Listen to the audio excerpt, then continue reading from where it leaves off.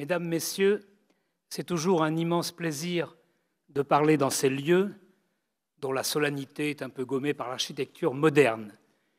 Parler de livres interdits à l'intérieur d'une enceinte qui pratiqua longtemps l'interdit, c'est un peu paradoxal, mais c'est la preuve que le monde évolue et que l'on peut traiter de tous les sujets. Alors j'ai choisi comme titre aujourd'hui « Livres interdits » ou « Les livres interdits ». Quand on pense aux livres interdits, on voit surgir immédiatement des images d'autodafé à l'époque de l'Inquisition ou des bûchers allumés à Berlin en 1933 par des nazis jetant dans le brasier les romans de Thomas Mann et les merveilleux Reisebilder du poète Heinrich Heine. Toutefois, plus près de nous, en Chine, en 2019, 2 bibliothécaires ont été filmés en train de brûler des livres qui leur paraissaient nuisibles pour leurs lecteurs. Sanctionnées pour leur zèle intempestif par les autorités de la province de Gansu, elles illustraient cependant une tendance du régime à vouloir contrôler la circulation de l'imprimé. En Pologne, aujourd'hui, ce sont les écrits témoignant du rôle pour le moins ambigu d'une partie de la population à l'égard des Juifs pendant la Seconde Guerre mondiale qui sont interdits et leurs auteurs poursuivis pour diffamation envers la nation polonaise. Aux États-Unis, les associations de défense des libertés ont recensé en 2022 1269 tentatives de censure visant 2571 manuels scolaires ou livres retirés des bibliothèques parce qu'ils traitaient soit du racisme, soit de l'orientation sexuelle, ou encore parce qu'ils risquaient d'agir sur les émotions des lecteurs. Comme vous l'aurez compris, il n'est nul besoin d'évoquer les pompiers pyromanes du roman Fahrenheit 451 de Ray Bradbury, publié en 1953, pour voir surgir sous nos yeux un univers dans lequel le livre est devenu ou redevenu l'objet des craintes les plus vives. Au début des années 1930, dans Le meilleur des mondes, le romancier britannique Aldous Huxley avait mis en scène les mécanismes par lesquels un État totalitaire se protégeait contre la dissémination de la lecture dans les classes populaires. En inculquant dès leur plus jeune âge aux nourrissons destinés à devenir des ouvriers ou des employés l'horreur de la lecture et des livres, le régime espérait se prémunir contre les risques futurs de révolte ou pire, de révolution. Ces utopies modernes, que l'on qualifie à juste titre de dystopie, ont donné naissance à un genre romanesque dans lequel George Orwell est sans doute l'un des auteurs les plus féconds. Dans 1984, paru en 1949, il imaginait un État dans lequel on ne se contentait pas de présenter les événements de façon orientée à la population, mais où le passé, c'est-à-dire les livres, les journaux et les revues, étaient réécrits en permanence et rangés dans les bibliothèques à la place des précédents, afin qu'ils soient conformes à la nouvelle ligne imposée par les autorités. Inutile donc d'épiloguer plus longtemps. L'interdiction des livres semble bien une menace permanente et traverser l'histoire, de la naissance des États modernes jusqu'au Moyen-Âge et même du Moyen-Âge jusqu'à nos jours. Même si on a tendance à considérer aujourd'hui que nos sociétés sont plus permissives, plus libérales que les sociétés qui les ont précédées et que la censure règne plutôt à l'est de l'Europe qu'à l'ouest du continent, on verra que la réalité n'est pas aussi simple, aussi simpliste, et que des phénomènes inquiétants se produisent à nos portes depuis quelques années. Pour n'en retenir qu'un seul, à ce stade de notre présentation, je citerai l'injonction adressée aux enseignantes du Royaume-Uni, aux enseignantes des écoles maternelles du Royaume-Uni en 2017, de ne plus raconter l'histoire de la Belle au bois dormant aux enfants sous prétexte que le baiser donné par le prince n'est pas un baiser consenti. Avec un humour grinçant mais décapant, le dessinateur Chris Allison devait en 4 petites vignettes dénoncer le ridicule d'une telle attitude. Dans la première vignette, on voit le prince qui arrive et qui voit le cercueil. Dans la deuxième, il descend du cheval. Dans la troisième, il dit « Oh, attention, un baiser doit être consenti ». Quatrième et dernière vignette, il s'éloigne à l'horizon et on voit le squelette de la malheureuse Belle au bois dormant que personne n'a réveillée. Pour essayer d'introduire un peu de clarté dans cette analyse de la censure des livres à travers le temps et l'espace, je commencerai par rappeler son développement en Occident dès les débuts de l'imprimerie au XVe siècle. Je m'attarderai sur le cas de la France, qui recruta presque 200 censeurs officiels à la veille de la Révolution de 1789, sans parvenir pour autant à éteindre l'incendie qui se protégeait. De 1811 à 1877, la France salaria des inspecteurs puis des commissaires de la librairie pour continuer le même genre de travail. Cette longue tradition de l'encadrement administratif des lectures a laissé évidemment des traces dans la législation moderne. Et vous verrez que les lois de 1939 et de 1949 ont mis en place des commissions de surveillance des livres qui en sont un peu les héritières. Je m'attarderai également sur la rédaction des listes dites auto, rédigées pendant l'occupation à la demande des autorités allemandes, mais avec, il faut bien le dire, la bienveillante complicité des éditeurs français soucieux de continuer à travailler sans craindre une fermeture de leurs établissements. Ces exemples où vont s'entremêler censure de type plutôt religieux, de type plutôt politique et enfin de type moral, ces exemples nous conduiront à l'aube du XXIe siècle. Celui-ci semble vouloir rejeter derrière lui le modèle des sociétés ouvertes qui avait prévalu des années 1960 aux années 1990, et ce XXIe siècle semble revenir à l'époque où Justine du marquis de Sade, Tropique du Cancer ou du Capricorne de Henry Miller, L'amant de Lady Chatterley de D.H. Lawrence et Lolita de Vladimir Nabokov étaient voués à l'enfer des bibliothèques.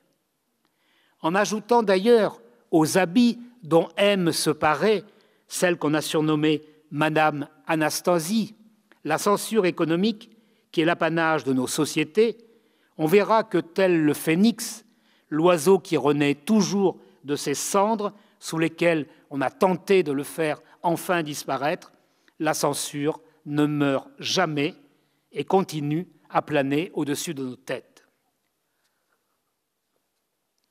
Première partie de mon exposé, Ceci tuera cela, ou le livre contre la cathédrale. Dans le chapitre 2 du livre 5 de Notre-Dame de Paris, Victor Hugo rappelle le rôle essentiel joué par l'Église pendant tout le Moyen-Âge pour inculquer aux fidèles les bases de cette religion du livre que seuls les clercs, les prêtres, étaient capables de déchiffrer. La sculpture, l'ornementation du fronton des églises se substituait alors en partie aux manuscrits et apprenait l'histoire sainte à ceux, du moins, qui savaient lire les décors des cathédrales, chose qui n'était pas aussi simple qu'on le lit parfois, même à l'époque du Moyen-Âge. L'apparition de l'imprimerie, à Mayence vers 1450, était donc une œuvre maléfique, semblaient dire les prêtres, puisque le livre imprimé allait prendre la place du Nouveau Testament et les laïcs se substituer aux clercs, les seuls habilité jusque-là à interpréter la parole sacrée. D'une certaine manière, on peut voir dans le combat qui opposera le curé du village français à l'instituteur de la Troisième République dans les années 1880-1914 une illustration de la prophétie hugolienne. Même si le livre n'a pas tué la cathédrale, la leçon du hussard noir de la République, pour parler cette fois comme Charles Péguy, cette leçon a eu tendance à remplacer au fil du temps le sermon du prêtre et à devenir l'instrument privilégié de la laïcisation des campagnes à la veille de la Première Guerre mondiale. Après avoir accueilli favorablement l'invention de Gutenberg, la faculté de théologie de la Sorbonne, c'est presque un pléonasme à l'époque, cette faculté qui a ouvert un atelier en 1470 à Paris, prend presque aussitôt les premières mesures de contrôle des presses et elle transforme les imprimeurs en suppôts de l'université, c'est-à-dire en auxiliaires dont on exige évidemment l'obéissance la plus totale. L'exécution de l'imprimeur Étienne Dolet, brûlé vif place Maubert en 1546, est la première d'une longue suite d'assassinats d'imprimeurs humanistes dans laquelle je relèverai le nom de Michel Servet, martyrisé lui à Genève en 1553. Par ce geste, la religion réformée par Calvin disait clairement aux catholiques qu'elle n'était pas prête à leur abandonner le monopole de la violence légale. Ces deux exemples permettent d'ailleurs de ne pas trop vite attribuer au protestantisme le mérite d'avoir prôné la lecture directe des textes sacrés. S'il est vrai que dans un premier temps, Luther recommanda l'usage personnel de la Bible, il lui substitua très rapidement son propre catéchisme. À Genève, les pasteurs étaient plus ouverts à la lecture privée de l'Ancien et du Nouveau Testament. Mais s'ils envoyaient leur littérature en France, avec l'appui des colporteurs qui déjouaient la surveillance des douaniers, dans les cantons suisses où ils étaient majoritaires, ils imposèrent une censure des livres au moins aussi rigoureuse que la censure catholique de l'autre côté de la frontière.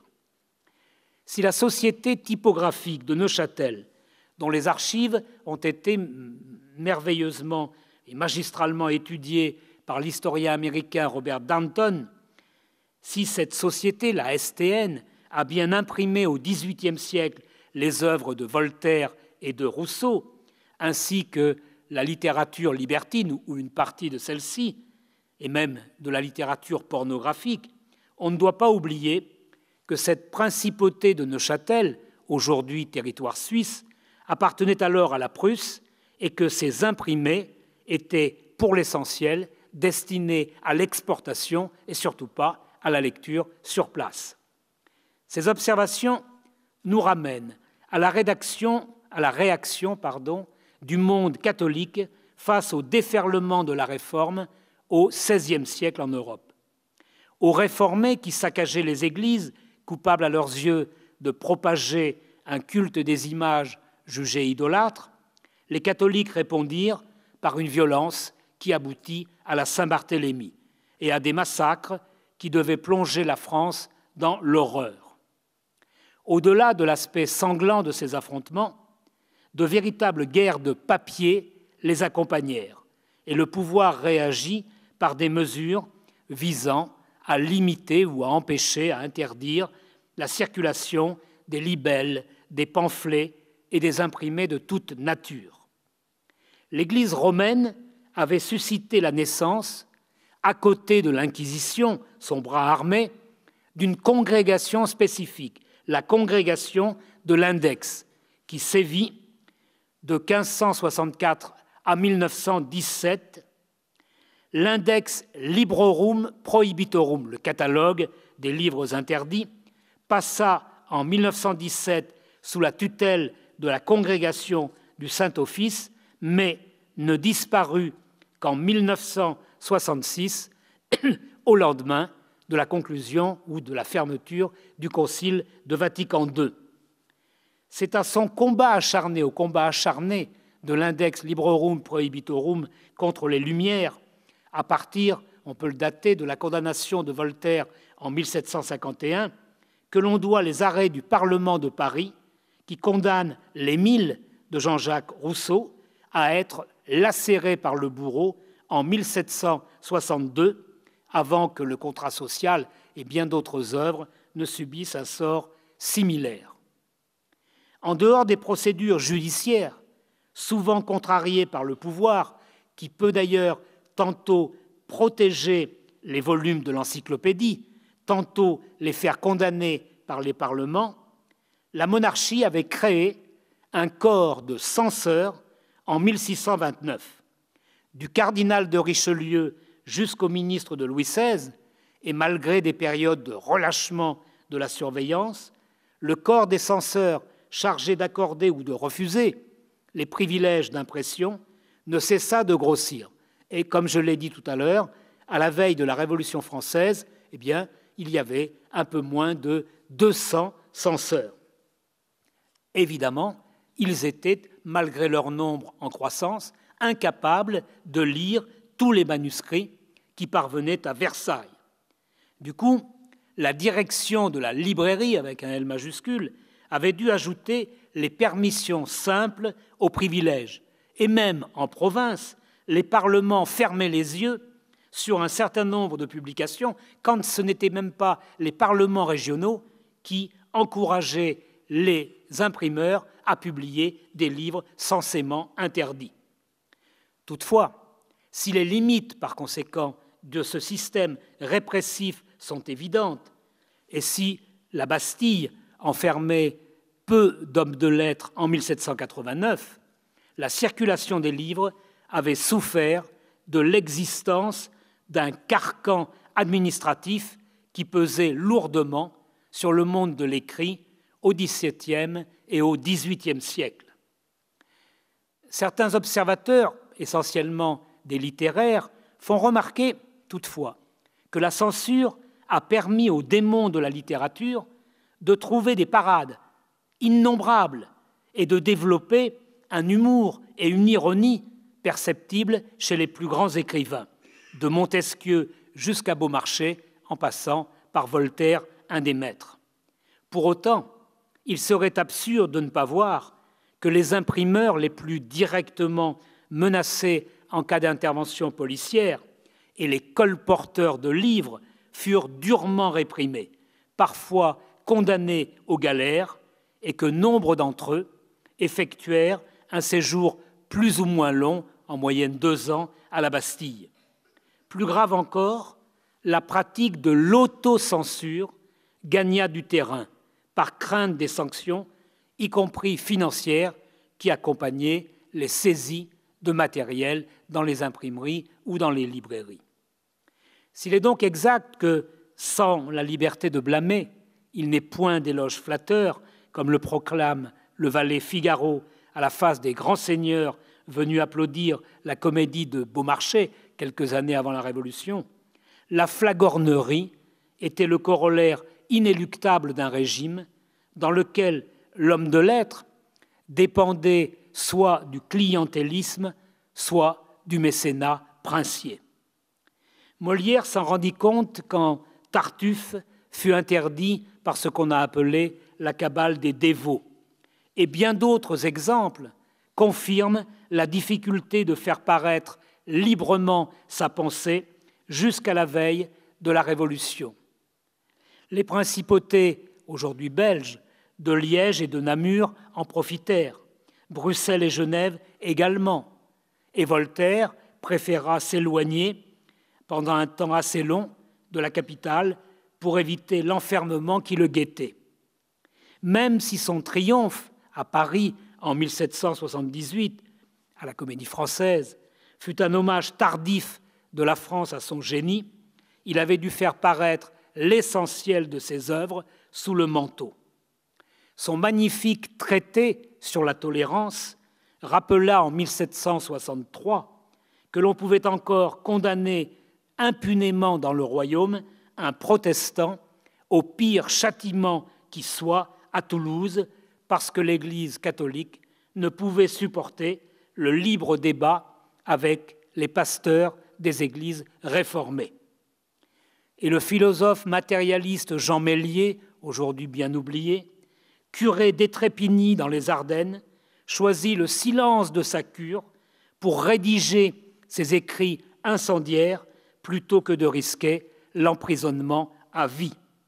Il est vrai qu'en déclarant que l'humanité ne serait réellement libre que lorsque le dernier prêtre aurait été pendu avec les boyaux du dernier aristocrate, le curé Meslier ne pouvait guère espérer la clémence des autorités et même pas celle du bourreau en cas de condamnation à mort.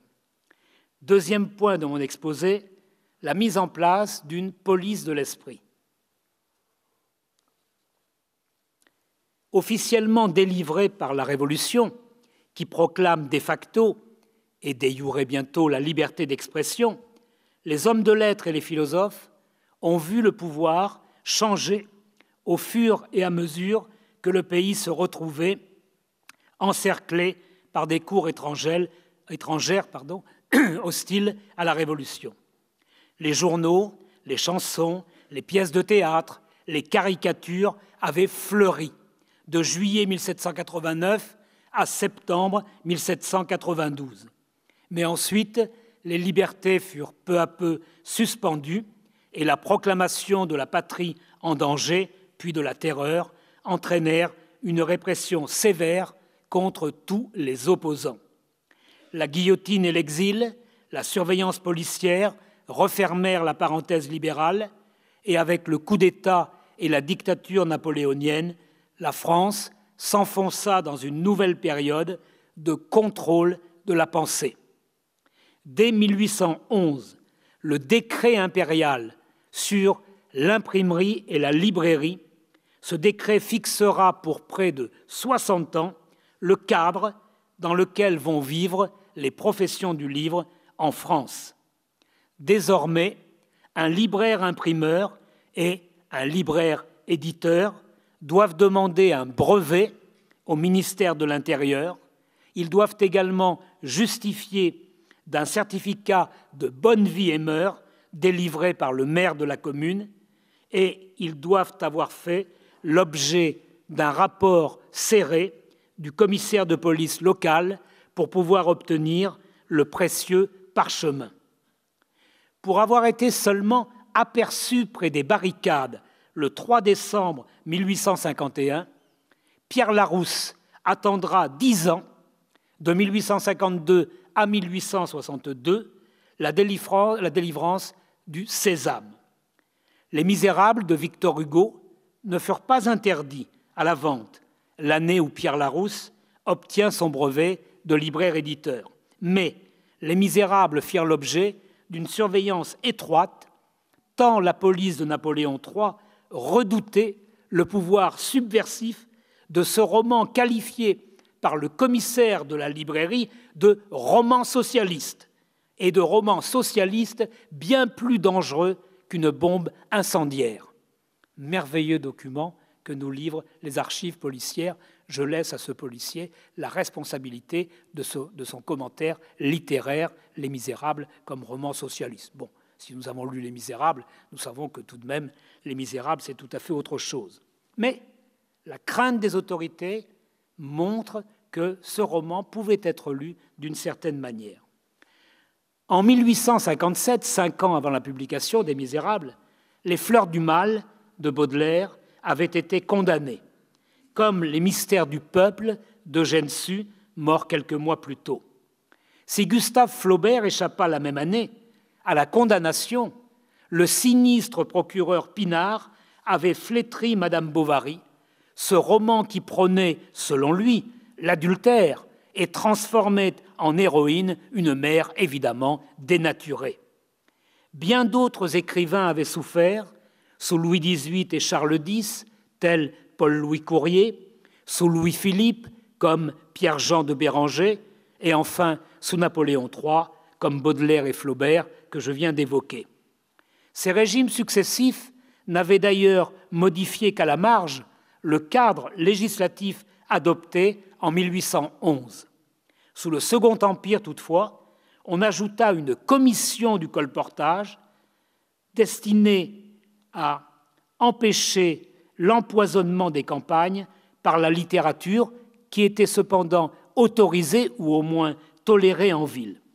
Pour prendre un seul exemple, La vie de Jésus d'Ernest Renan ne fut pas interdite lors de sa publication en juin 1863, pas plus que le petit livre tiré un an plus tard et qui s'intitule « Jésus », 150 000 exemplaires vendus des deux versions en un an et demi.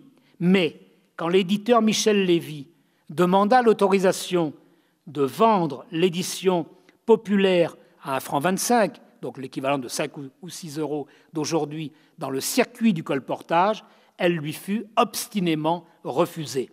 Pire, en 1869, l'édition populaire illustrée de La vie de Jésus, vendue en feuilleton pour quelques centimes, subit un sort identique, tant le pouvoir redoutait l'incendie des campagnes qui résulterait d'une éventuelle conversion des paysans à la vision renanienne du Christ, je vous la rappelle, un homme incomparable, si grand que d'aucuns l'appellent Dieu. Il s'agissait donc de laisser les gens des villes éventuellement accéder à cette prose, mais pas question d'offrir la même liberté aux habitants des campagnes. La Troisième République, née dans la rue le 4 septembre 1870, n'attendit pas longtemps pour abolir le régime du brevet de libraire, puisqu'il disparut dès le 10 septembre. Mais les inspecteurs et les commissaires de la librairie, qui sévissaient depuis 1811 et qui contrôlaient, au fond, toute la vie des livres, eh bien, ces inspecteurs ne furent mis à la retraite qu'en 1881, lors du vote de la grande loi libérale dont on retrouve sur nos murs la trace avec défense d'afficher, loi du 29 juillet 1881. Attention, pas de contresens dans l'interprétation, c'est bien une loi libérale, elle vous autorise à afficher partout où ça n'est pas expressément défendu. Mais vous voyez que le fait qu'elle subsiste sous la forme d'un interdit risque de nous induire en erreur. Non, c'est la grande loi qui avait libéré toutes les professions du livre.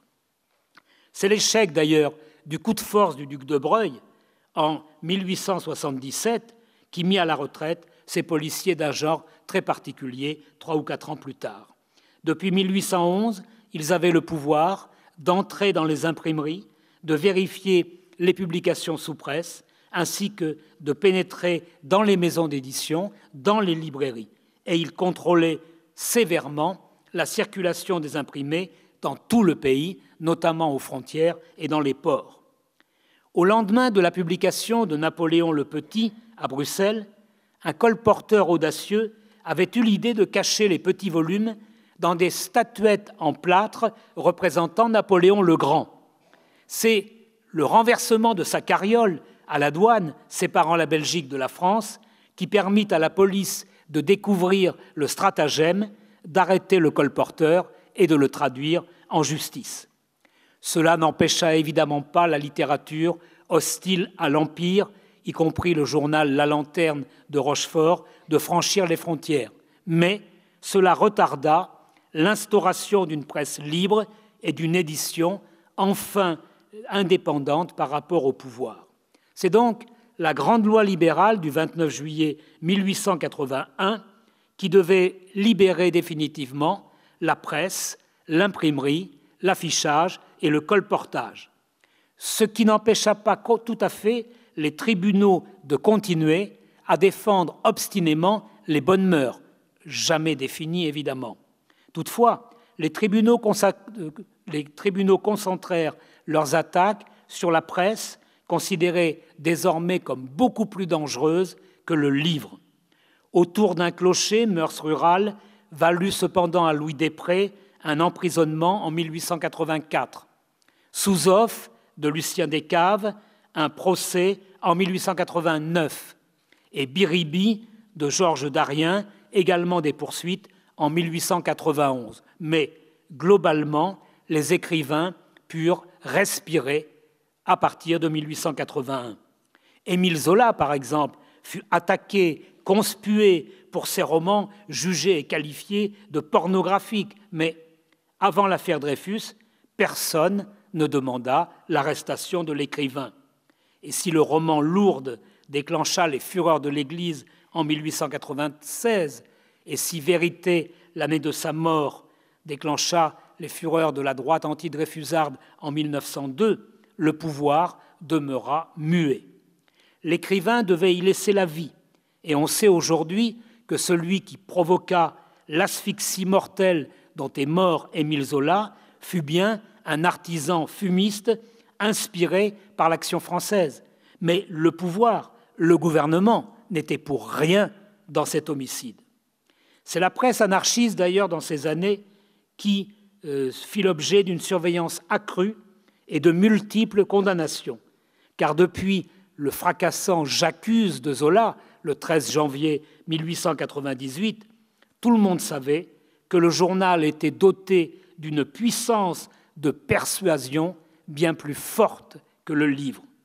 Des lois, qualifiées par certains de scélérates, stoppèrent d'ailleurs net la propagande anarchiste en 1893-1894. Mais, globalement, avant 1914, peu de livres, moins d'une quinzaine, furent signalés au procureur, à la grande différence de l'Angleterre et des États-Unis, où les lois contre l'obscénité, également jamais définies, traquèrent un peu partout le vice. La condamnation aux travaux forcés de l'auteur du portrait de Dorian Gray, Oscar Wilde, en 1895, et la publication en France, 3 ans plus tard, de la magnifique ballade de la geôle de Reading, sa retranscription en vers de son expérience carcérale, témoigne de la volonté des magistrats britanniques de censurer la littérature bien plus durement que leurs collègues français. La Première Guerre mondiale vit le rétablissement de la censure dans tous les pays belligérants, mais le livre fut là encore beaucoup moins surveillé et réprimé que la presse abondamment caviardée et obligée de se transformer en une immense entreprise de bourrage de crâne, comme le dénonça Romain Rolland dans ses écrits publiés à Genève.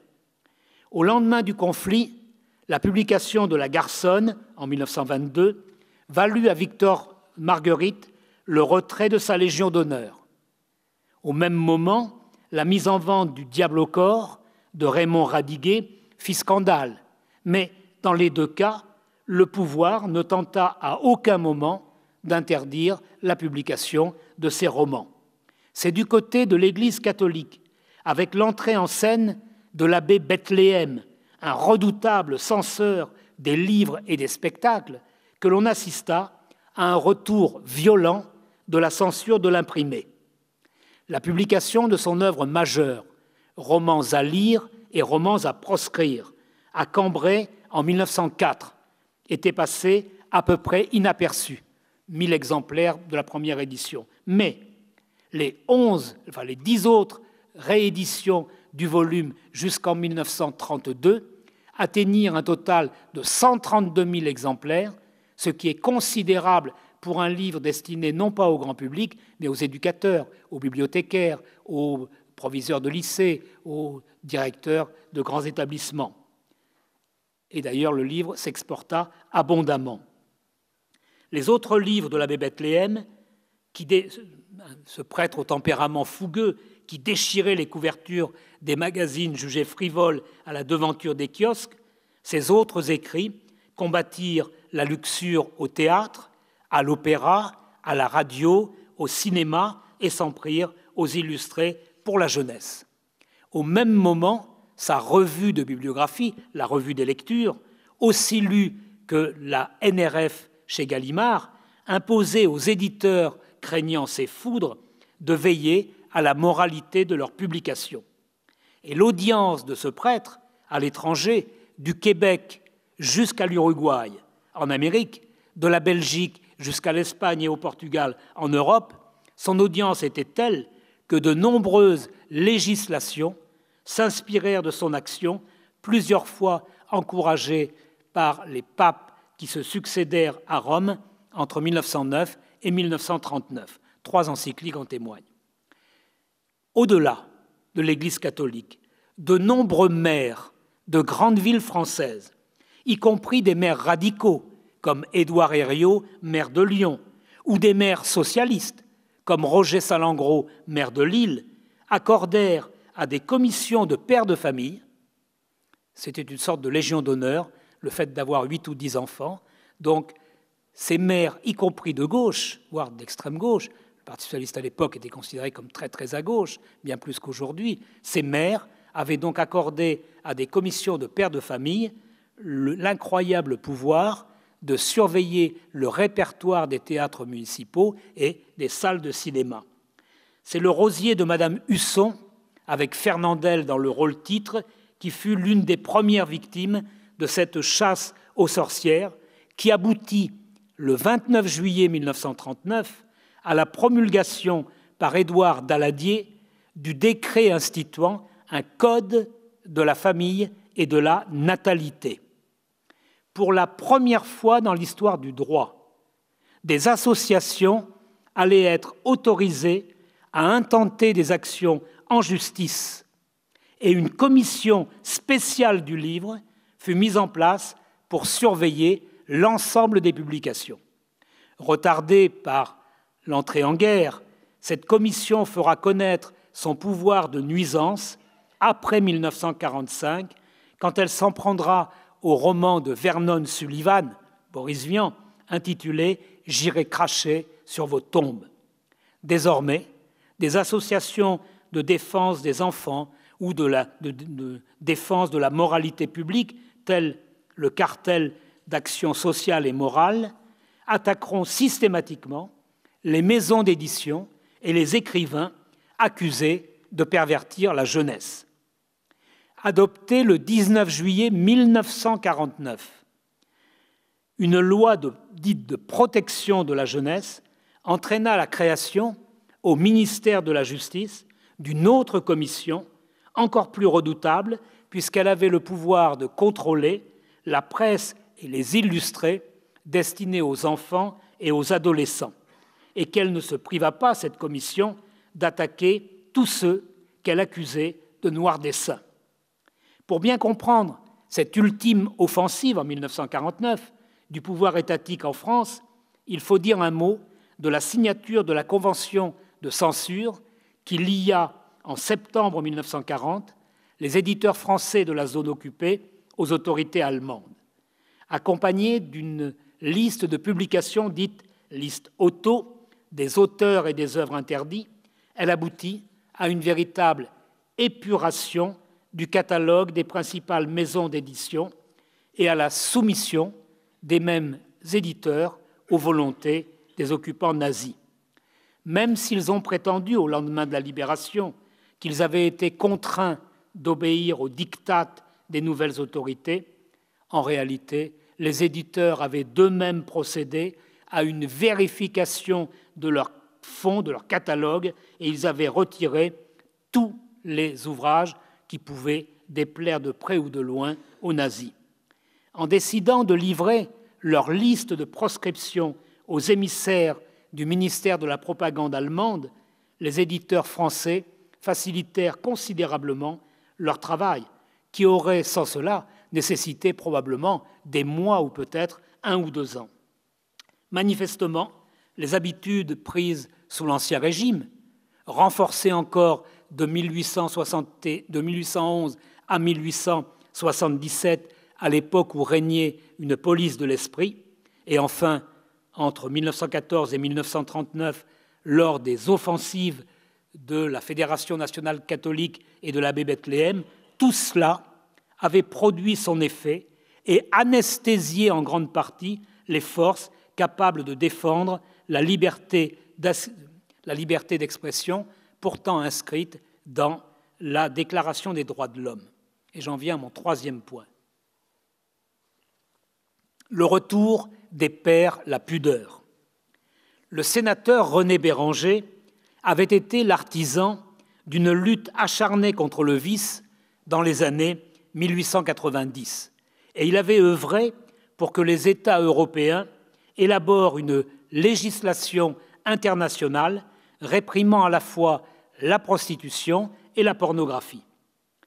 Pas plus que l'obscénité en Angleterre ou aux États-Unis, la pornographie n'avait fait l'objet d'une définition juridique, ni en France, ni en Suisse.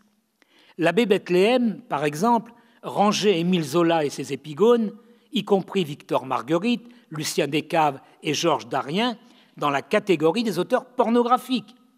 Quant aux Britanniques, ils y avaient adjoint D.H. Lawrence, coupable d'avoir publié L'amant de Lady Chatterley et d'autres œuvres dérangeantes.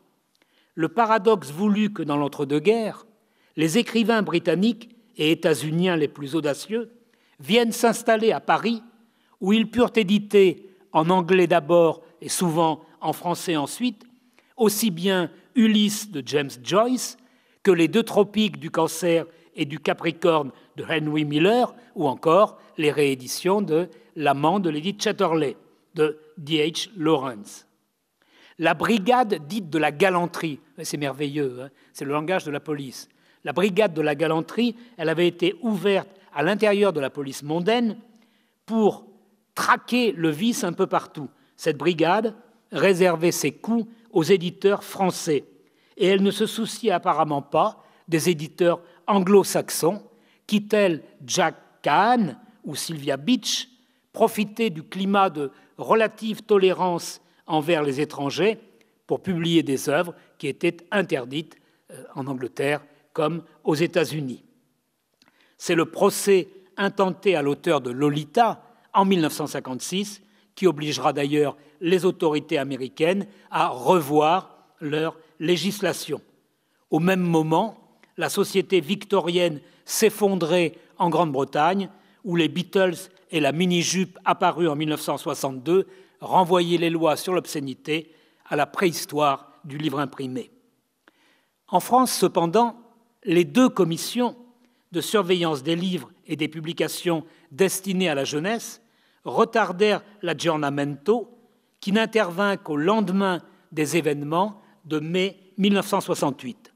En prétendant protéger la jeunesse des dangers de la propagande fasciste, le législateur de 1949 avait mis entre les mains des représentants des mouvements de jeunesse et des partis politiques une arme redoutable. Comme s'en indignèrent les auteurs de bandes dessinées, désormais le capitaine Haddock ne pouvait plus jurer comme un charretier et il ne pouvait plus boire autant de whisky qu'il le désirait. Quant aux frères Dalton, ils ne pouvaient plus tuer autant de braves gens qu'ils en avaient coutume. Soumise à un contrôle tatillon au nom de la décence, du refus de la violence, du refus du mensonge, de l'exaltation des valeurs morales, la commission de surveillance et de contrôle des publications destinées à l'enfance et à l'adolescence outrepassa même ses droits, en exigeant, par exemple, de délibérer sur un album de BD strictement réservé aux adultes, Barbarella. Parallèlement à cette traque de l'indécence qui imposa aux albums de BD et à Tintin, Spirou, Pilote, comme à tous les autres, une ligne éditrice moralisatrice, les auteurs de romans érotiques et pornographiques furent sévèrement réprimés. Pour vous donner un exemple de cette répression, le dictionnaire des livres et journaux interdits, publié par Bernard Joubert, offre sur 1280 pages imprimées sur 2 colonnes et en caractères serrés un impressionnant tableau de tous les livres et journaux interdits entre 1949 et 2012. 1300 pages à double colonne pour rendre compte de ces interdictions, dont pour l'essentiel nous ne savons rien, parce qu'ils n'ont pas fait de bruit. Seules, évidemment, les œuvres les plus importantes ont été traitées par la presse. Un journal satirique a retenu l'attention parce que ses auteurs étaient des dessinateurs connus. Il s'agit de Harakiri, plusieurs fois averti dans les années 1960 et interdit au lendemain du général de Gaulle en novembre 1970. Aussitôt reparu sous le nom de Charlie Hebdo, un nouveau pied de nez au général de Gaulle que ses opposants appelaient le Grand Charles ou Charlie, ce journal a subi, vous le savez, le 7 janvier 2015, un épouvantable attentat et l'assassinat de la majorité des membres de sa rédaction. Or, j'y reviens, en faisant vendre Harakiri par des étudiants transformés en colporteurs qui arpentaient le quartier latin, ses fondateurs avaient voulu tester les réactions du pouvoir gaulliste, de plus en plus incapable, à partir de 1965, de contenir l'agitation de la jeunesse et surtout ses revendications. L'interdiction du film La religieuse en 1966 fut l'une des dernières manifestations du raidissement d'un pouvoir qui, en acceptant le vote de la loi Neuwirth sur la contraception en 1967, acceptait à son tour l'aggiornamento que l'Angleterre et d'autres pays, les Pays-Bas, les pays du nord de l'Europe avaient connu. Même si dans cette période, Violette Leduc avait été victime d'une authentique censure lors de la publication de Ravages chez Gallimard en 1965, même si le tombeau pour 500 000 soldats de Pierre Guyotat fut interdit dans les casernes en 1967, globalement, là encore, la censure des livres était devenue plus rare et surtout, elle était devenue beaucoup plus politique et elle avait au fond déserté le terrain de la littérature. Ce furent d'ailleurs, pendant la guerre d'Algérie, les éditions de Minuit, les éditions François Maspero ou les éditions sociales, de même que la presse de gauche, l'Humanité, le Nouvel Observateur, qui firent l'objet de mesures d'interdiction ou de censure. En achetant des panneaux publicitaires de grand format sur les Champs-Élysées, en février 1958, pour annoncer la publication d'un livre dénonçant la torture, le livre d'Henri Alleg intitulé « La question », l'éditeur Jérôme Lindon, PDG des éditions de Minuit, avait attiré le gouvernement dans un piège qui se referma sur lui. Les 80 000 exemplaires vendus sous le manteau de ce livre manifeste démontrent les limites d'un régime de compression incapable d'empêcher la vente clandestine d'une œuvre qui, sans cette publicité involontaire, n'aurait peut-être pas connu un tel succès de vente.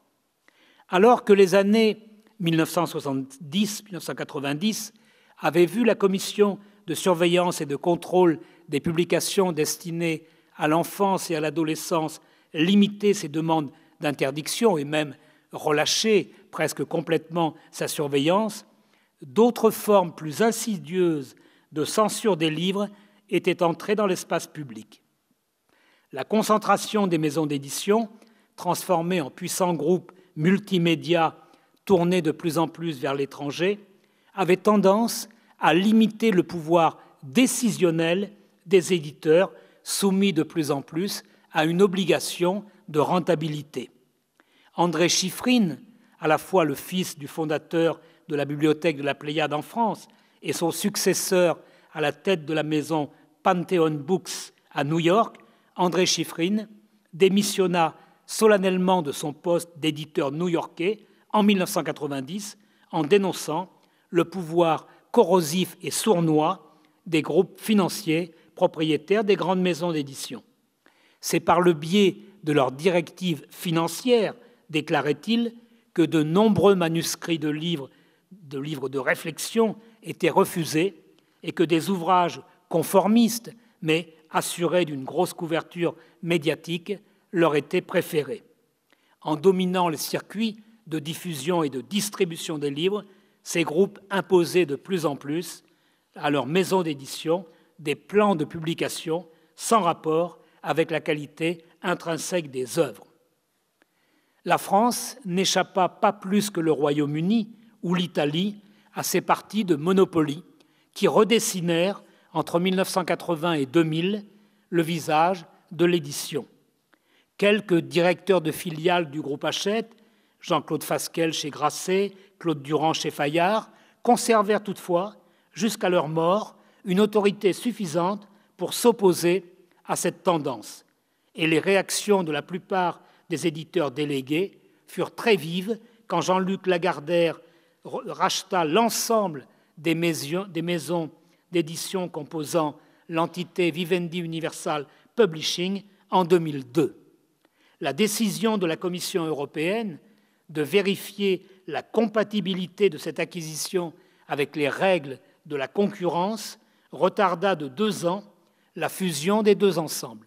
Et en 2004, Hachette ne put reprendre que 40% de Vivendi Universal Publishing, les 60% restants devenant le groupe Editis. 20 ans plus tard, en 2021, on a vu le groupe Vivendi, de nouveau propriétaire depuis 2019 d'Editis, se porter acquéreur du groupe Hachette par le biais de Lagardère Group, dont Vivendi a racheté 55% des actions. De nouveau, c'est la Commission européenne qui doit trancher le 14 juin prochain, dans quelques jours, sur l'avenir de ces entreprises dans lesquelles la télévision, la radio, la presse, le web jouent un rôle désormais considérable à côté du livre. En attendant la réaction du collectif Stop Bolloré, les déclarations publiques du président du syndicat national de l'édition, Vincent Montagne, les déclarations très inquiètes d'Antoine Gallimard semblent corroborer la vision pessimiste des écrivains qui craignent que leur liberté d'expression disparaisse et qu'ils doivent se soumettre, comme les cinéastes, aux objectifs de rentabilité de leurs œuvres s'ils souhaitent continuer à être édités. Dernier point de mon exposé, les groupes de pression à l'assaut des livres. Comme si cet environnement économique et financier pesant ne suffisait pas, on a vu surgir, aux États-Unis puis en Europe, des groupes de pression d'un autre genre, mais au moins aussi interventionnistes que les précédents dans le domaine de la surveillance de l'écrit. Ce sont des collectifs ou des communautés animées d'intentions nobles, du moins en apparence, qui ont obtenu aux États-Unis la suppression dans le roman Huckleberry Finn des dizaines d'occurrences du mot « nigger », le fameux N-word, le mot désormais interdit, on ne peut pas le prononcer.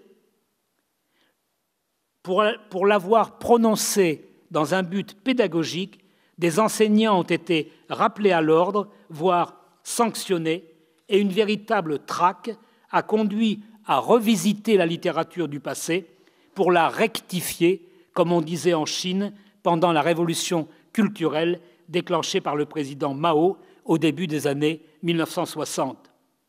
Si Autant en emporte le vent n'a pas subi, pour l'instant, de réécriture, ces rééditions, en anglais, sont désormais accompagnées d'une introduction qui insiste sur l'atmosphère raciste dans laquelle baignait l'auteur de ce best-seller.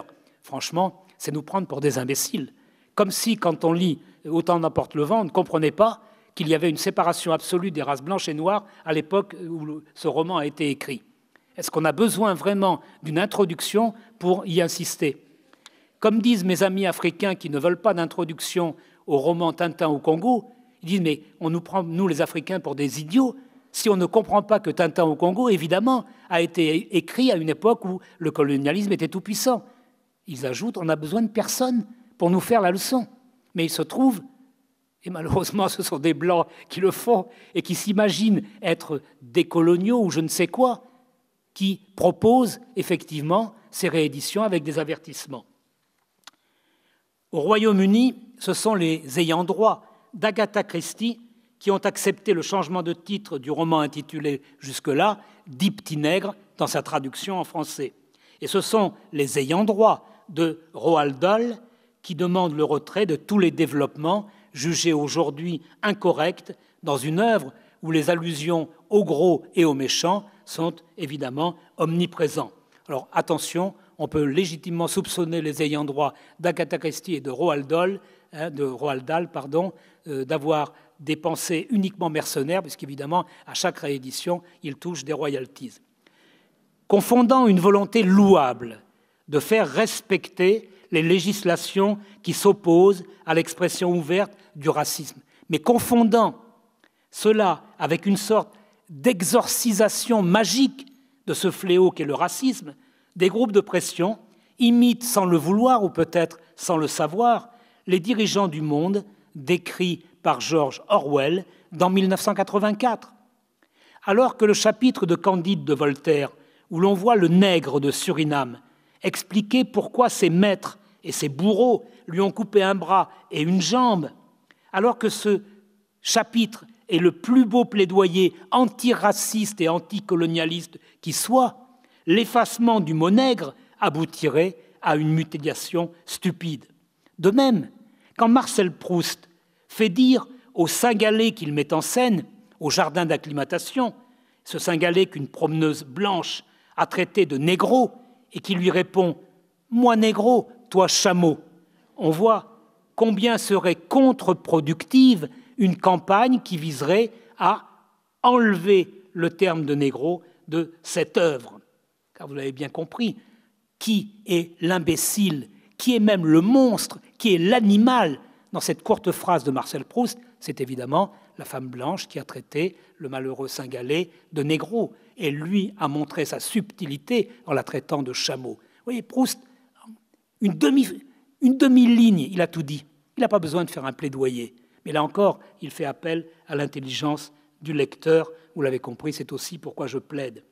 L'existence en France d'un droit moral qui est distinct du droit patrimonial nous a probablement évité de subir trop vite le sort des États-Unis ou du Royaume-Uni, où le propriétaire de l'œuvre peut la dénaturer presque sans risque. Toutefois, on assiste depuis plusieurs années à d'autres interventions de groupes de pression qui exigent qu'aucun passage ne mette en cause leur communauté, qu'elle soit gay, lesbienne, bi, trans, queer ou bien afro-américaine, hispano, asiatique, que sais-je encore. Ces contraintes et les risques qu'elles font courir conduisent beaucoup d'éditeurs à faire relire par des cabinets de juristes spécialisés les manuscrits avant qu'ils ne partent pour l'imprimerie. Et ça, c'est vrai aux États-Unis, mais c'est vrai déjà en France, malheureusement, comme le rappelait l'avocat Pierrat il y a quelques années.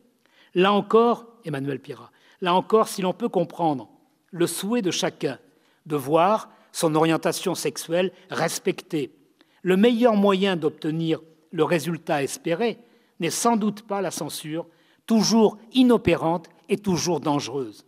En réaction contre le pouvoir jugé exorbitant de ces groupes de pression, les partisans de Donald Trump, en Floride ou au Texas, et dans plusieurs autres États américains, ont fait voter depuis 4 ou 5 ans des législations qui désormais interdisent toute évocation de ces questions dans les manuels scolaires et dans les livres destinés aux bibliothèques des écoles. De même, l'histoire complexe de la ségrégation raciale aux États-Unis, qui était enseignée dans la majeure partie des États américains, est en train de disparaître sous le fallacieux prétexte qu'elle entraînerait des débats dont il faudrait préserver les enfants et les adolescents. Sans multiplier les exemples, on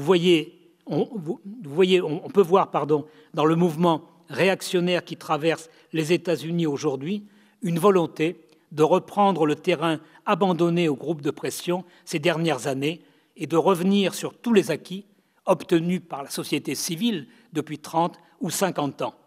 En mettant en avant des revendications dont les conséquences n'avaient pas été analysées avec suffisamment de prudence, ces groupes ont nui à leurs propres intérêts et ouvert la voie à la mise en place de législations qu'ils auront d'autant plus de mal à combattre.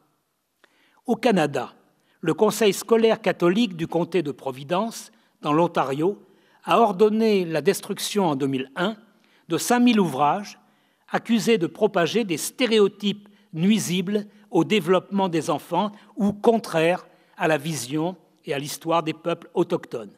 Astérix et Tintin ont fait partie des victimes, avant que la province de l'Ontario ne s'inquiète de ces nouveaux autodafés et les empêche. 2 ans auparavant, on avait assisté en Pologne à la naissance d'une fondation, également catholique, et nommée SMS des cieux, fondation qui a été créée dans la paroisse Notre-Dame-Mère de l'église de Gdańsk. Cette fondation n'avait rien trouvé de mieux à faire que de brûler publiquement des volumes de Harry Potter et de Twilight jugés diaboliques. La bêtise n'ayant pas de bornes, certaines associations féminines de Barcelone avaient emboîté le pas à leurs homologues britanniques qui avaient attaqué la moralité de La Belle au bois dormant, et toujours en 2019, elles avaient demandé le retrait des écoles catalanes de plus de 200 volumes jugés sexistes, parmi lesquels Le Petit Chaperon rouge, La Belle au bois dormant, Blanche-Neige et d'autres livres évidemment susceptibles de corrompre la jeunesse. Leurs auteurs étant fort heureusement décédés, leurs adversaires ne purent demander qu'ils soient condamnés comme Socrate à boire la ciguë. Mais la réaction des comités de parents d'élèves qui, au Texas, en Floride, au Kentucky, font désormais la chasse aux livres subversifs a abouti au chiffre record que je citais en introduction, plus de 2500 livres dont le retrait a été demandé en 2022. C'est dans ce contexte de guerre déclarée entre groupes de pression rivaux et antagonistes qu'il faut situer la naissance et le développement de la cancel culture et du refus de l'appropriation culturelle qui découle du mouvement Black Lives Matter. Littéralement, les vies des Noirs comptent, sous-entendu, autant que celles des Blancs, ce qui pour nous est une évidence. Si la volonté de rendre les minorités invisibles ou peu visibles davantage présentes dans l'espace éditorial est louable, et même si elle doit être en effet prise en compte, on ne peut pas pour autant admettre qu'une traductrice néerlandaise, blanche et hétérosexuelle, ait finalement renoncé à traduire la poétesse états-unienne Amanda Gorman, noire et lesbienne, en 2021, ou encore qu'une nouvelle traduction de la Divine Comédie aux Pays-Bas ait enlevé le chapitre consacré à Mahomet sous prétexte que la peinture du prophète de l'islam était partiale et négative. Si on suivait ces nouveaux inquisiteurs, il faudrait s'empresser d'interdire l'Iliade et l'Odyssée d'Homère étudiée en classe de 6e, parce que les femmes y sont vouées au gynécée et que les guerriers grecs sont d'affreux machos qui se partagent les femmes ou les prisonnières comme s'il s'agissait d'un vulgaire bétail. Et en continuant à remonter le temps, on agirait comme les gardes rouges qui retirèrent des rayons des bibliothèques universitaires chinoises les romans de Balzac et de Stendhal considérés comme nuisibles. Dans la Chine de la Révolution culturelle, on assista à de vastes campagnes de rectification de la pensée, dont on s'étonne qu'elles ressurgissent quasiment à l'identique dans des pays aussi différents que les États-Unis, le Royaume-Uni ou les Pays-Bas. La France, je l'ai dit, s'écarte en partie de ce modèle, mais la traduction des mémoires de Woody Allen a failli ne pas voir le jour parce qu'à New York, les employés de la maison d'édition qui en avaient acheté les droits ont manifesté devant le siège de leur entreprise pour refuser que ce livre paraisse sous le label de Hachette Book Group. Rejoint à 3 siècles d'intervalle le procès intenté aux sorcières de Salem, mais à front renversé, ces employés avaient décidé de précéder la justice américaine et elles avaient condamné le cinéaste avant même qu'un procès en bonne et due forme ait eu lieu. En essayant d'annuler Woody Allen ou encore J.K. Rowling, qui subit elle aussi les foudres de ses détractrices, ces groupes de pression qui essaient de priver les lecteurs et les lectrices de leur liberté de juger, eh bien, font le jeu, au fond, de toutes les censures précédentes. Au-delà du jugement très négatif qu'ils portent sur ces auteurs, les nouveaux inquisiteurs confondent l'homme ou la femme et l'œuvre, et ils commettent ainsi une erreur monumentale, déjà dénoncée en son temps par Marcel Proust dans les articles qui composent le fameux « Contre Sainte-Beuve ».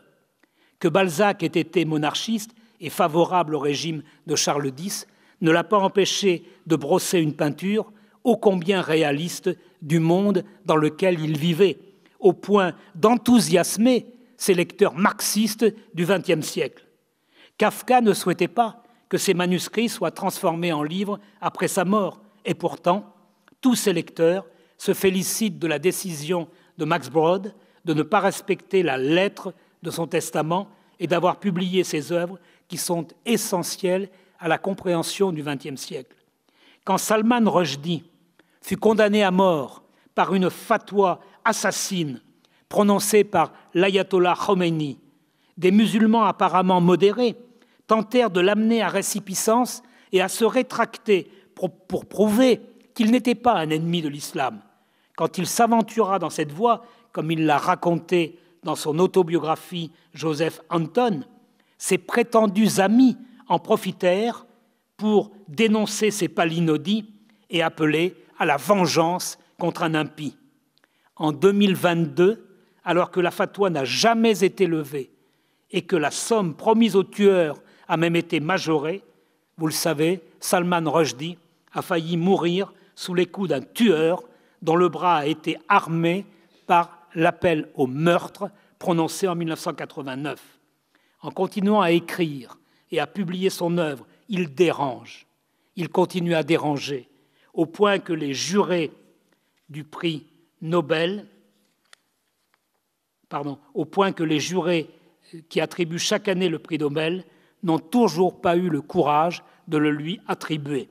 Mais c'est précisément parce qu'il dérange que, comme tout écrivain dont l'œuvre est universelle, il ne périra pas et continuera à être lu bien après sa mort physique. Combien de livres interdits autrefois font partie aujourd'hui du patrimoine de l'humanité? Des milliers, et s'il faut en citer quelques-uns, je rappellerai que Solzhenitsyn a davantage contribué à ternir l'image de l'Union soviétique que toute la propagande qu'avaient pu déverser la CIA et les gouvernements américains. Le Chili d'Augusto Pinochet a eu beau être soutenu par les États-Unis, c'est la peinture que propose Pablo Neruda de sa terre araucane qui a contribué à faire aimer ce pays. De même, c'est la Colombie de Gabriel García Márquez et 100 ans de solitude qui introduisent le mieux à la connaissance de ce pays d'Amérique latine. Des islamistes avaient tenté d'assassiner Naguib Mahfouz avant qu'il n'obtienne le premier prix Nobel égyptien, mais ils n'ont pas pu empêcher ces romans de faire connaître et aimer l'Égypte. Si l'Iran d'aujourd'hui conserve encore des admirateurs, c'est grâce à ces romanciers et à ces cinéastes de l'exil qui continuent à croire et à espérer que leur pays connaîtra des jours meilleurs. Dans la France occupée, de 1940 à 1944, c'est la littérature clandestine qui était la plus recherchée.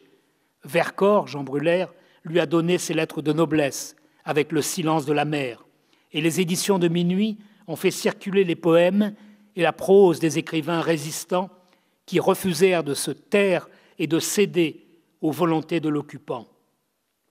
Heinrich Heine, devenu en France Henri Heine, pourtant décédé en 1856, figurait sur la liste Otto de 1940, parce que ses prises de position en faveur de la Révolution française et son admiration pour le mouvement des Lumières européennes étaient en opposition avec la vision du monde développée par les nazis.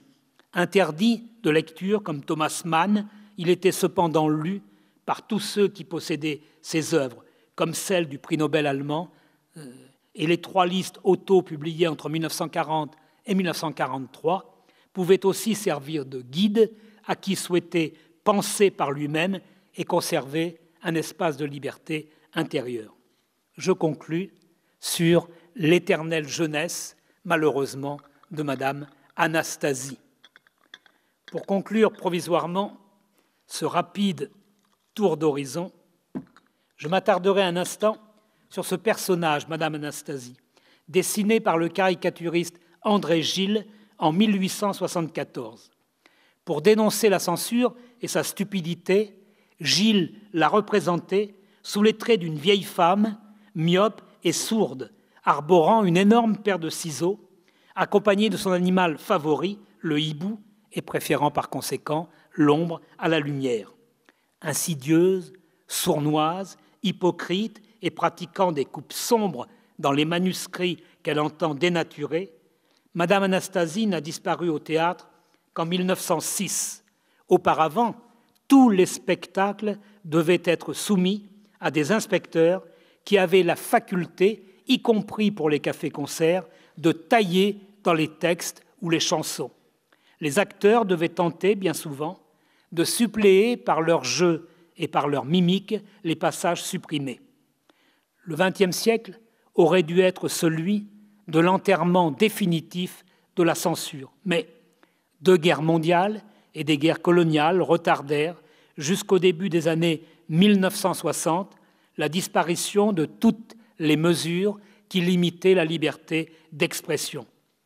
En faisant basculer les questions de morale du côté non plus des églises ou de l'État, mais du côté des individus, la législation reconnaissait enfin aux hommes et aux femmes le droit d'être maîtres de leur lecture et de leur divertissement. Comme vous l'avez vu, cette période de libération de l'individu, de tous les carcans qui l'entouraient, cette période a été de courte durée, à peine une trentaine d'années. Et on assiste, depuis la naissance du mouvement dit politiquement correct et de toutes les dérives qui ont suivi, à de nombreuses tentatives pour fermer ce qui n'aura alors peut-être été qu'une brève parenthèse dans l'histoire des libertés publiques. Paradoxalement, ceux et celles qui avaient souffert des contraintes, des interdits, des entraves dans le passé, se sont parfois révélés ou se révèlent encore des censeurs aussi redoutables que ceux qui les avaient précédés. Cela nous ramène non plus au roman 1984 de George Orwell, mais à La ferme des animaux, un essai encore plus sombre qui place au centre de la critique de l'écrivain une humanité incapable d'accepter les conséquences de sa libération. Platon avait déjà souligné, 4 siècles avant Jésus-Christ, le refus des hommes de regarder les vérités aveuglantes en face. Tel est le sens du mythe de la caverne, présent au livre 5 de la République, où l'on voit des hommes replonger rapidement dans la nuit où ils vivent, parce que le soleil, la vérité, les éblouit et leur fait mal. C'est pourtant la tâche à laquelle se sont voués les philosophes que d'éveiller les esprits et de les obliger à admettre que la vérité est toujours dérangeante et qu'elle exige un effort souvent difficile. Plutôt que d'interdire des livres ou pire de les réécrire afin d'effacer toute trace de leur existence, il faut donc accepter l'idée que la lecture est libératrice, même quand on parcourt des œuvres qui nous déplaisent et nous heurtent, nous choquent ou même nous révulsent.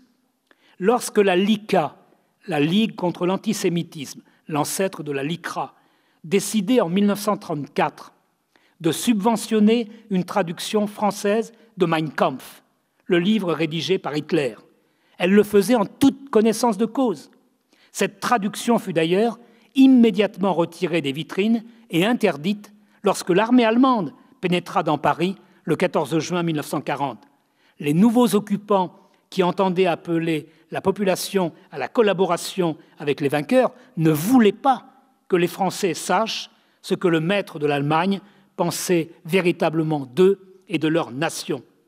C'est donc en lisant les œuvres, y compris racistes du passé, et pas seulement le magnifique essai de Claude Lévi-Strauss intitulé « Race et l'histoire », que l'humanité peut espérer se libérer de ses préjugés. Et il en est de même des préventions qui ont pu exister à l'encontre de tous ceux et de toutes celles qui affichent des différences. C'est ce que souhaitaient les jeunes révoltés de mai 1968 qui affichaient sur leurs murs leur slogan « Il est interdit d'interdire », un beau programme qu'il conviendrait enfin, me semble-t-il, de méditer et de mettre en œuvre. Merci.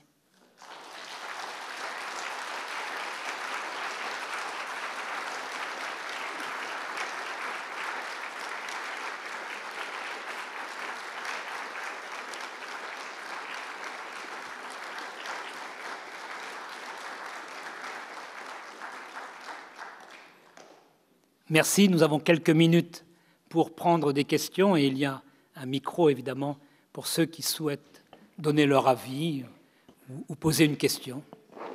Je voulais savoir si en Angleterre, il y avait la même loi parce que vous avez parlé des ayants droit pour Agatha Christie. Bon, je pense que la famille va perdurer, mais enfin, ça peut perdurer ad aeternam, ça, c'est... Et il n'y a pas une inaliénation des chefs-d'œuvre, enfin des œuvres. Si, parce si. que si on fait une extension, toutes les peintures où on représente des servantes noires, on peut les repeindre en blanc. Enfin, c'est un peu terre à terre. Vous avez parfaitement raison, madame. En effet, et on a vu... C'est une histoire sans fin, parce qu'on oui. pourrait écrire Les Misérables. Bien sûr. Oui. Il n'y a pas c'est pas figé, les œuvres d'art ne sont pas figées. Alors, parce qu'avec le domaine public, on peut pas toucher aux œuvres qui sont dans le domaine public. Si vous me permettez, oui. Il existe en effet une législation à l'intérieur de l'Union européenne. La loi est simple, une œuvre tombe dans le domaine public 70 ans après la mort de l'auteur. Donc, au bout de 70 ans, c'est l'État qui est propriétaire du droit moral que possédait l'auteur, puis ensuite ses ayants droit pendant 70 ans après sa mort. Alors, le problème anglais, il est double. D'abord, en ce moment, les ayants droit d'Agatha Christie et de Roald Dahl ont encore un certain nombre d'années devant elles pour pouvoir effectivement prendre légitimement et juridiquement toutes les décisions qu'elles veulent. Au-delà de ça, la loi britannique et la loi américaine ne ressemblent pas à la nôtre. Pour simplifier, il faudrait nuancer. En France, on distingue le droit moral inaliénable. Après la mort de Molière ou de Balzac ou de Baudelaire, c'est l'État qui se substitue aux ayants droit et qui doit protéger ce droit moral. Si quelqu'un veut réécrire une pièce de Molière ou un roman de Balzac, il appartient au ministère de la Culture de faire valoir le droit moral et donc de l'interdire.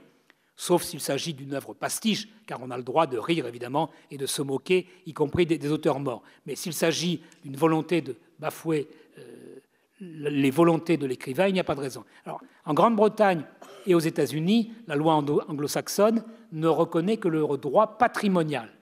Le propriétaire fait ce qu'il veut. C'est pourquoi, aux États-Unis, on a pu coloriser des films sans demander aux scénaristes ce qu'ils en pensaient ou à leurs ayants droit, tandis qu'en France, les ayants droit, donc les conjoints ou les enfants des scénaristes ou des auteurs de films ne peuvent pas les coloriser sans autorisation formelle. Donc on a un droit qui protège davantage. Voilà. Mais ce droit n'est pas le droit anglo-saxon. C'est pourquoi, quand vous regardez un dessin animé au cinéma ou à la télévision, vous ne voyez jamais le nom de l'auteur. Vous voyez Syndicate, c'est-à-dire le syndicat, l'association qui en possède les droits. Walt Disney, ce n'est pas le nom de monsieur Walt Disney. C'est en fait une entreprise financière qui a racheté tous les droits à la famille de Walt Disney. Donc vous n'avez pas le nom du créateur, ou des créateurs s'ils ont été plusieurs. En France, en principe, il y a le nom de tous ceux qui ont participé à l'œuvre. C'est pourquoi les génériques de nos films sont très longs à défiler. On y voit le nom, y compris de la maquilleuse. Mais c'est très bien, ça veut dire que chacun a pu y participer. Une autre question ? Oui, en vous remerciant d'abord. Deux petites questions peut-être anecdotiques et une précision. Est-ce que vous pouvez nous rappeler dans quel contexte le livre « Suicide, mode d'emploi » a été interdit en France ? Deuxième question, le texte Princeps du déserteur de Boris Vian, vous avez parlé de Boris Vian, à la fin, il disait « Et je serais armé ». Ça a été transformé et Mouloudji, tous les chanteurs ont chanté et ont retranscrit la version de la censure du gouvernement. Et la petite précision, c'est par rapport à ce que vous disiez sur le wokisme, etc. Vous vous rappelez que l'année dernière, on a eu cette épidémie de la variole du singe, qui en anglais s'appelle monkeypox. Et l'OMS a interdit ce nom et dit maintenant il faut dire M-pox, parce que monkey, singe, c'est discriminant. Alors ils n'ont pas dit si c'est pour les hommes ou pour les singes, mais c'est la réalité. Je pourrais vous répondre et commencer par là en disant qu'au fond, je suis un affreux macho puisque j'ai osé rappeler que la censure avait un visage féminin. À la sortie, je vais être attaqué par les associations féministes qui vont me dire pourquoi vous ne l'avez pas appelé Monsieur Anatole. Moi, je veux bien, mais il se trouve que Gilles a dessiné Madame Anastasie, et donc pour l'éternité, Madame Anastasie représentera la censure. Si demain, une féministe doué de talent graphique, veut nous proposer un modèle masculin de censeur, pas de problème, je l'adopterai et j'en ferai de la publicité. Mais pour l'instant, il n'existe pas. Donc voilà, je réponds aussi par une boutade. Alors, vous avez cité 2 exemples importants. Suicide, mode d'emploi est un livre qui avait été publié par des journalistes aux éditions Alain Moreau. Ce livre avait connu un succès important. Il a été interdit parce qu'on considérait qu'il autorisait une sorte de publicité pour organiser son propre suicide. C'est un des rares cas, avec également les mémoires du docteur Gruber à la mort de François Mitterrand, c'est un des rares cas de censure actuelle de livres. Comme je l'ai dit, c'est plutôt la censure des imprimés, des journaux, des revues, et puis de tout ce qui concerne la jeunesse, qui s'était substitué au livre. Alors, pour la chanson « Le Déserteur », elle était interdite tout simplement en France pendant toute la guerre d'Indochine. Elle a été écrite, non pas pendant la guerre d'Algérie, mais avant, pendant la guerre qui l'a précédée. Oui, elle a été interdite. Il fallait écouter Radio-Québec pour pouvoir l'entendre intégralement. Et puis ensuite, elle a été en effet modifiée à la fin de son vers. Mais c'est un petit peu la même chose, sans qu'on ait parlé de censure, lorsque Léo Ferré met en musique et chante Louis Aragon et le très beau poème d'Aragon sur l'amour d'Elsa, qui se termine par « Mais c'est notre amour à tous deux ». Léo Ferré n'a jamais chanté le dernier vers du poème d'Aragon. Léo Ferré a préféré terminer sur une note triste. Alors, faut-il parler de censure dans ce cas-là? Non. Moi, je préférerais parler d'adaptation volontaire. Léo Ferré n'a jamais caché, quand on lui posait la question, il expliquait pourquoi. La censure sous-entend une volonté d'empêcher la connaissance. Mais à partir du moment où le texte réel est connu, ça ne pose pas de problème. Alors, autre chose est la réécriture des œuvres. Je viens de lire qu'un auteur homosexuel vient de réécrire la totalité des 7 volumes d'À la recherche du temps perdu. Albertine devient un homme. Franchement, moi, je ne lirai pas, car je ne vois pas l'intérêt. Quiconque a lu Marcel Proust sait que Marcel Proust était homosexuel. Enfin, il suffit de lire les descriptions du baron de Charlus, notamment dans Sodome et Gomorrhe et dans les derniers romans, pour comprendre en quoi cela serait-il gênant qu'il ait fait incarner par une héroïne femme la mise en scène de l'homosexualité.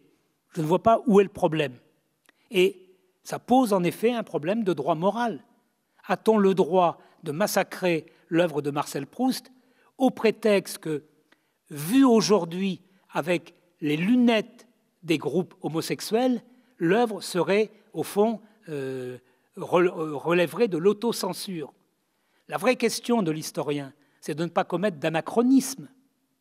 Quelles étaient les réactions?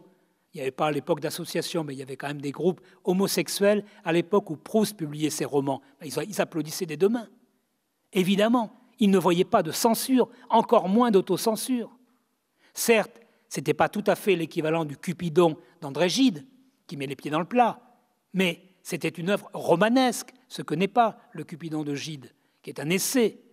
Donc voilà, je pense qu'il faut se garder de toute volonté de réécriture. Et en France, au fond, l'existence du droit moral séparé du droit patrimonial est censée nous protéger.